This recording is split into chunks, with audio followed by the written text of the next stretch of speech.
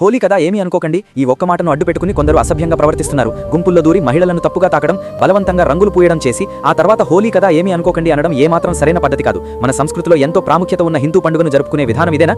Bridge ప్రాంతంతో సంబంధం ఉన్న వ్యక్తిగా నా అనుభవంతో చెబుతున్నాను. అక్కడ హోలీ ఇప్పుడు కేవలం వేధింపులకు ఒక అడ్డాగా మారిపోయింది. కేవలం 2 రీల్స్ చేసుకోవడం కోసం బృందావనం లేదా బర్సానా వెళ్లాలని మొండికేస్తున్న మహిళలకు ఈ వీడియో చూపించి వివరించండి. రంగుల చాటున ముఖం కనిపించదు అనే ధైర్యంతో 80% మంది కేవలం ఆడవారిని తాకడానికి, వేధించడానికి లైసెన్స్ దొరికినట్లుగా అక్కడికి వెళ్తున్నారు. ఇది కేవలం బర్సానా లేదా బ్రిడ్జ్ గురించి మాత్రమే కాదు, దేశవ్యాప్తంగా కాలేజీలు మరియు ఆఫీసుల్లో కూడా ఇదే పరిస్థితి. పండుగ పేరుతో ఏది చేసినా చెల్లుతుంది అనుకుంటున్నారు. నిజానికి తప్పు పండుగలో లేదు. ఆ పండుగ వెనక ప్రహ్లాదుడి కథ, వసంతకాలం రాక, రైతుల సంతోషం వంటి ఎన్నో మంచి ఉద్దేశాలున్నాయి. తప్పు పండుగలో లేదు. రంగుల వెనుక ముఖాన్ని దాచుకుని తమ వికృత చేష్టలను ప్రదర్శించే వారి బుద్ధిలో ఉంది. గుర్తుంచుకోండి, సెలబ్రేషన్ కంటే సేఫ్టీ ముఖ్యం. మీరు ఎవరి మధ్య అయితే సురక్షితంగా ఉంటారో, ఎవరినైతే పూర్తిగా నమ్ముతారో వారితోనే హోలీ ఆడండి. మీ చుట్టుపక్కల ఉన్న మహిళల భద్రతను గమనించండి. ఒకవేళ ఎవరైనా అతిగా ప్రవర్తిస్తే వారికి గట్టిగా బుద్ధి చెప్పండి. ఎందుకంటే హోలీ కదా ఏమీ అనుకోకండి.